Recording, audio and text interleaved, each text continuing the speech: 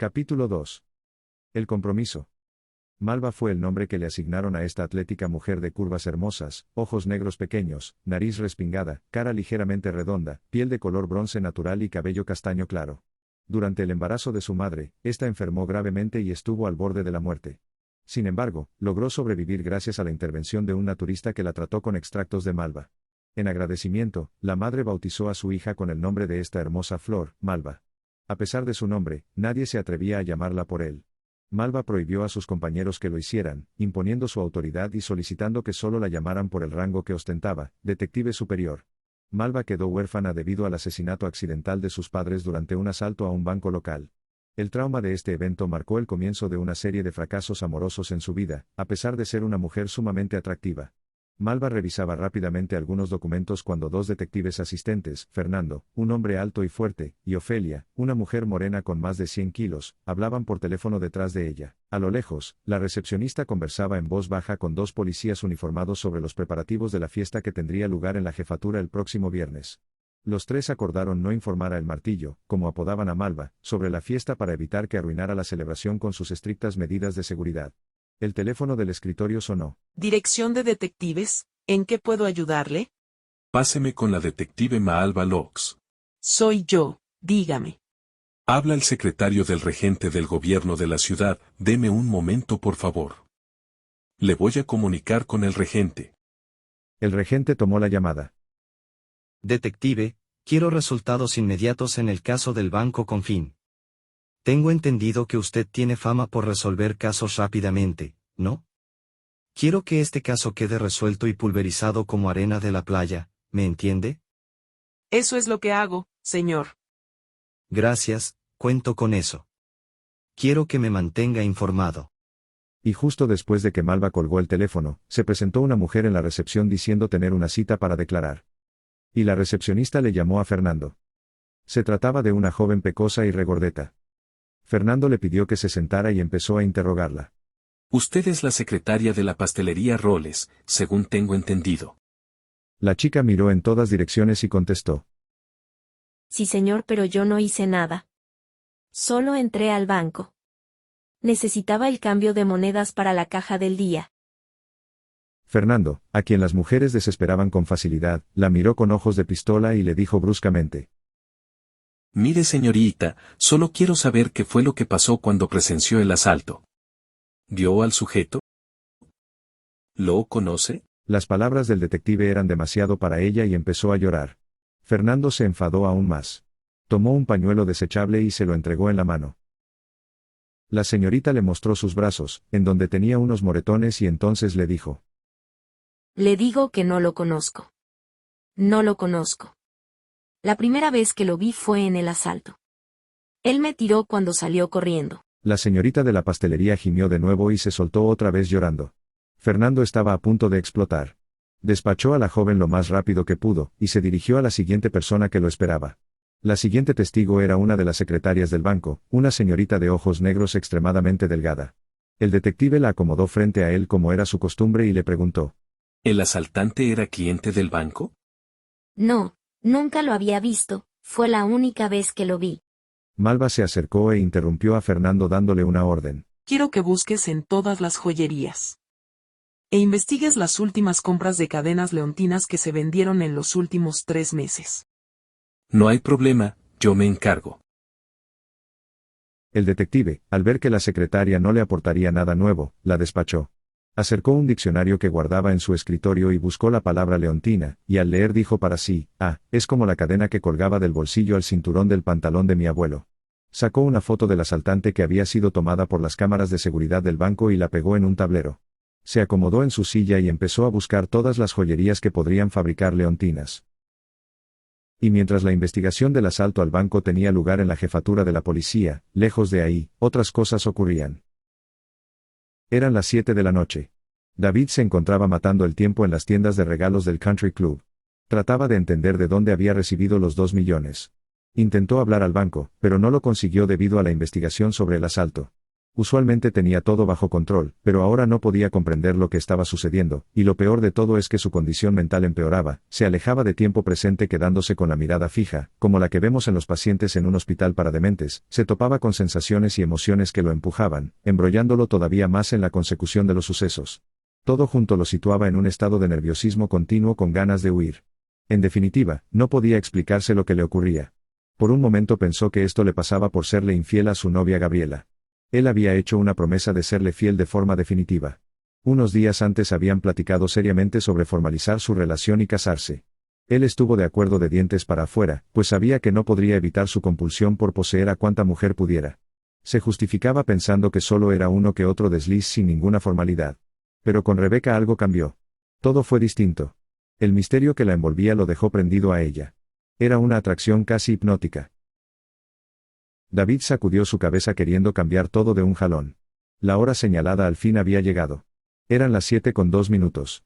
Se dirigió al restaurante esperando encontrar a Rebeca para aclarar las cosas y cerrar el negocio. Entró buscándola en alguna mesa, pero no estaba. Regresó a la recepción para confirmar que ella no había llegado. Impaciente, decidió sentarse y esperarla. Pasaron 10 minutos más. Esto era demasiado para su estado actual. Miraba una y otra vez hacia la entrada hasta que por fin la vio. Vestía una blusa escotada de color blanco, lo que le permitía lucir su bello cuerpo. Ella caminó elegantemente hacia él. David confirmó lo atractiva que era. Esto hacía todo más difícil. ¿Qué tendría que resolver ahora? ¿La inversión o la infidelidad a Gabriela? Desde que inició el día, su mente había estado muy confundida. Sus pensamientos se alejaban de la realidad. Ni siquiera recordaba sus objetivos con los inversionistas. Pero cualquier cosa que hubiera cruzado antes por su mente ya no existía. Rebeca estaba acercándose a su mesa, evaporando todo. Él se había quedado mudo contemplando su belleza. Era una mujer elegante e irresistible, con movimientos cautivadores, lo que lo impulsó a recuperar su virilidad, dejando todo de lado. Hasta los comensales fueron testigos de la escena. Se había levantado una ola de estética irresistible a su paso.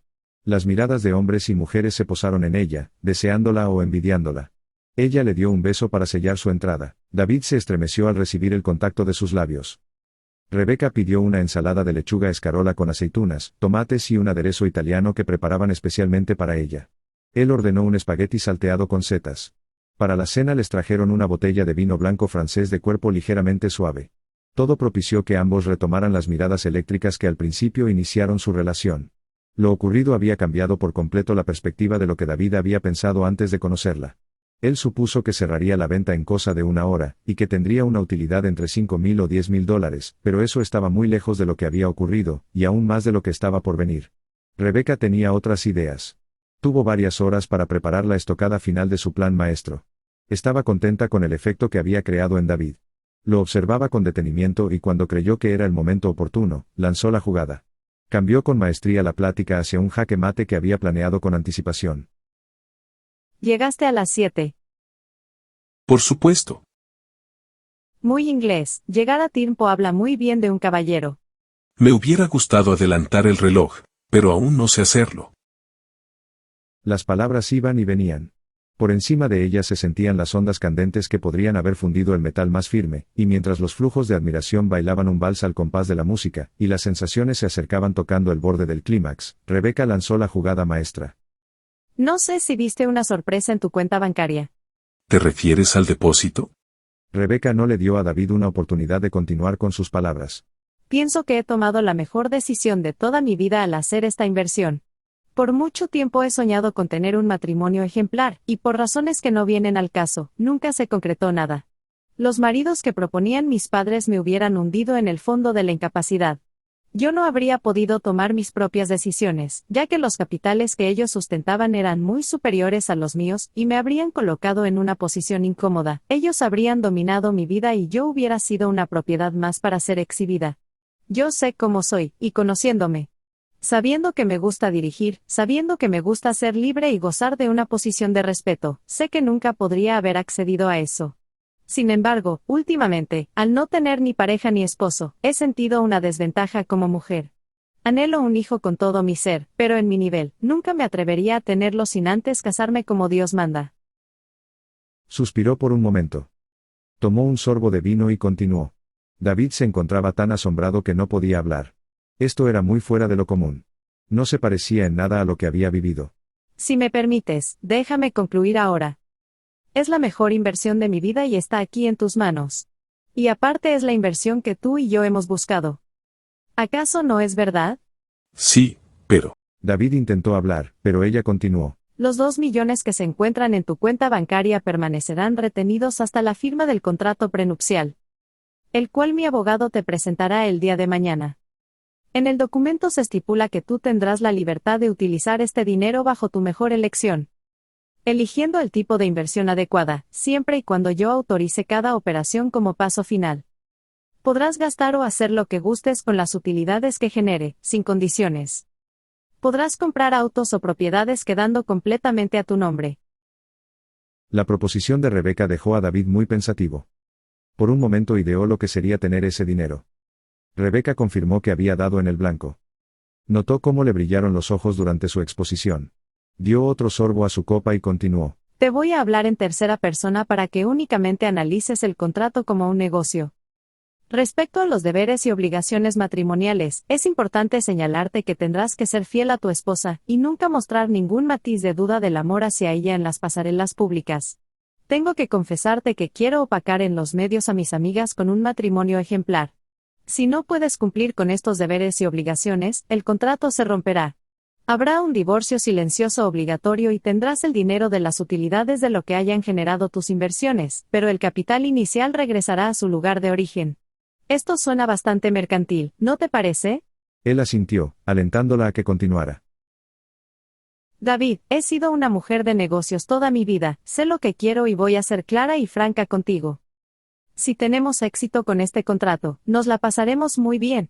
Tú me llenas completamente como el hombre que yo quiero, para nada lo voy a negar. Pero sé de tu reputación de Playboy. Sé que te costará vencer el hecho de tener una sola mujer, pero también sé apoyar mis inversiones, y estoy dispuesta a que cada año termine con éxito, y para esto agregué algo especial. Tendrás 1 millón extra en la cuenta original por cada año que termine con éxito. Y sumarás uno tras otro hasta que el fondo llegue a $30 millones. David no pudo contenerse más y preguntó. Pero si la información de tu fortuna no asciende a más de $1 millón.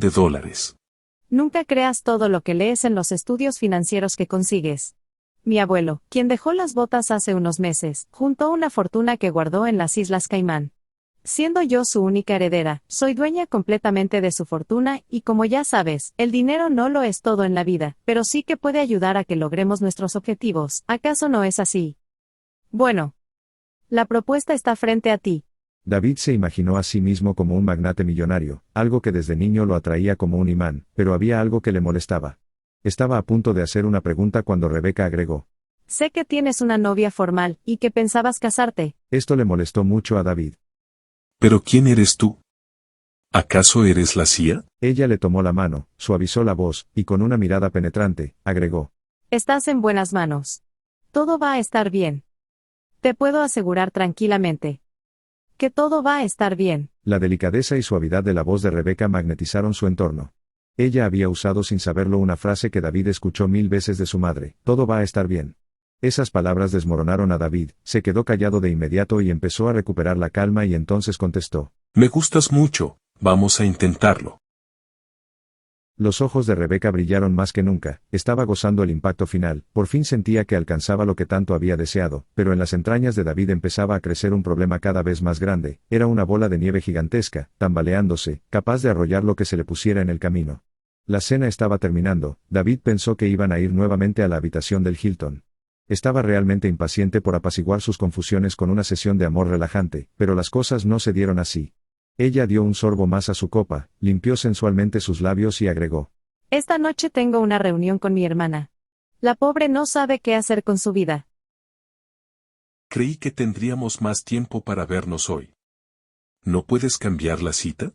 David, de veras lo siento. Me encantaría. Pero es que ella me necesita realmente y se lo prometí. David usualmente no se dejaba vencer en el primer round, así que insistió. ¿No puedes cambiar el compromiso para otro día? No puedo. Permíteme que te explique por qué es importante. Ella se casó cuando tenía 16 años. Estaba enamorada de un estudiante rebelde, hijo de un millonario. Obviamente mis padres estuvieron de acuerdo en el matrimonio al ver que la familia era muy rica. Por parte de él, sus padres no tuvieron más remedio que aceptar después del alboroto que causó el embarazo. El fulano es un patán. La semana pasada la dejó sola en la playa con sus hijas y sin dar ninguna explicación, se apareció con una vedette, presentándola como su contadora. Comprenderás que mi hermana está desolada. Rebeca abrió su bolso, sacó una tarjeta y se la dio. Este es el teléfono de mi abogado. Comunícate con él. Después de verlo, llámame al celular para ponernos de acuerdo. David aceptó al ver que no tenía más argumentos para convencerla. De acuerdo, mañana te llamo. Déjame ver entonces a tu abogado. Rebeca se levantó de su asiento con el estilo elegante que la caracterizaba. David cortésmente hizo lo mismo para despedirse con un beso. Él permaneció en la mesa un rato más y terminó su copa de vino. Pasaban de las 8 de la noche. El mesero preguntó si quería un postre y él contestó que no. Y le pidió que le cobrara, y mientras llegaba la cuenta, lo embargó una duda. ¿Qué debería hacer respecto a Gabriela? De alguna manera, ella había sido la única mujer, aparte de su primera novia, que le había dado algún sentido a su vida. Dos cosas determinaron que aceptara la propuesta de Rebeca. La suma de dinero era irresistible, y dudaba si estaba enamorado realmente de Gabriela, pues siempre la comparó con su primer encuentro apasionado de estudiantes, Raquel, quien se convirtió en su primera mujer, novia y amante. Raquel entró en su vida por casualidad, y terminó desgarrándole el corazón cuando falleció en un accidente. Desde ese momento, David se convirtió en un mujeriego. Después de Raquel, solo Gabriela había logrado alcanzar un lugar formal en su vida. Con todo, dudaba que lo hiciera vibrar en sus más finas cuerdas, aunque tenía una cualidad de delicada fragilidad, distinguiéndola de todas las mujeres que había conocido, lo que lo inspiraba a protegerla. Trató de comparar a Gabriela con Rebeca y se atoró en el análisis.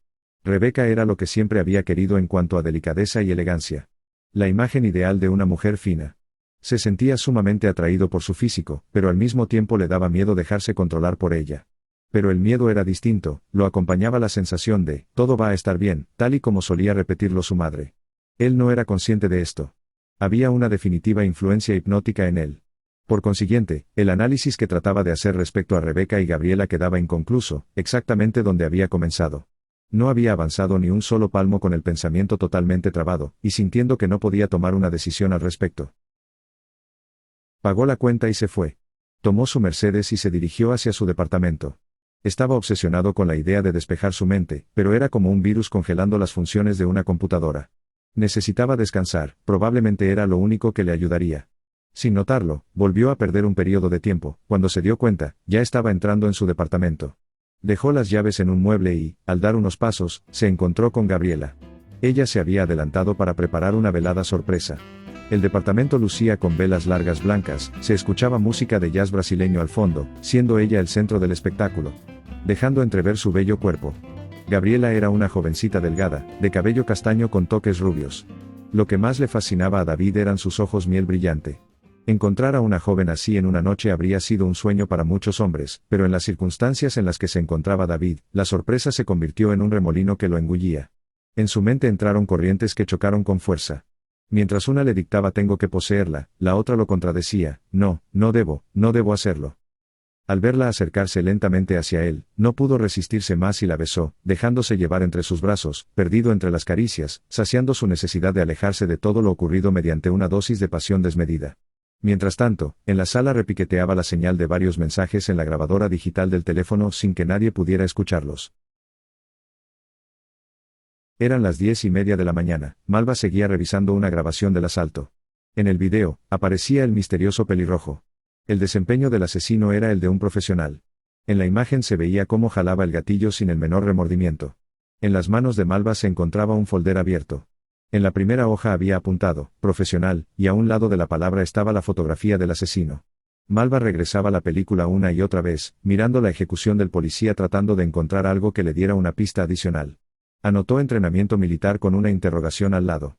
Regresó el video a la sección donde el asaltante juntaba el dinero con una secretaria amagada, y dejó correr la película hasta donde aparecía el policía baleado, y David Rocks siendo derribado por un golpe. La detective se levantó y alzó la voz. Roland. ¿Qué ha pasado con el interrogatorio del señor David Rocks? Lo he tratado de localizar sin parar, pero no contesta. Le he dejado muchos mensajes.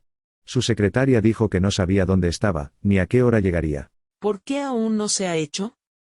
Saca una orden de cateo para el señor Rocks y mañana a primera hora lo interrogas.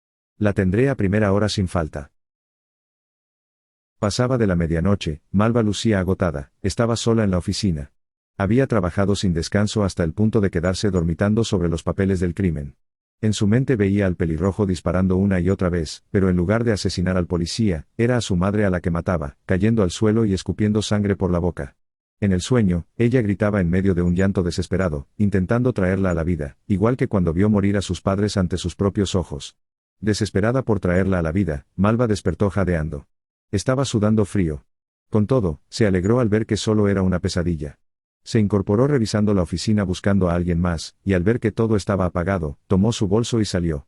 Se metió a su auto y se fue. En el camino trató de acordarse de su madre dándole caricias. El recuerdo le dio esa tranquilidad que había perdido varios días atrás, manejaba cansada envuelta en un ensueño y apenas veía el camino. De repente, una figura apenas visible se cruzó. Apenas la vio, frenó rechinando las llantas. Aun estando cansada, demostró tener unos reflejos extraordinarios. Cuando el automóvil se detuvo, vio que había un hombre harapiento cayéndose de borracho frente al cofre. Se bajó del auto y lo regañó con fuerza. Por poco lo mato. Lárguese a su casa y cúrese la borrachera. Usted es un inconsciente. Malva regresó al volante y tomó de nuevo su camino. Y molesta dijo entre dientes. Maldita sea, ¿dónde está la gente consciente en este mundo?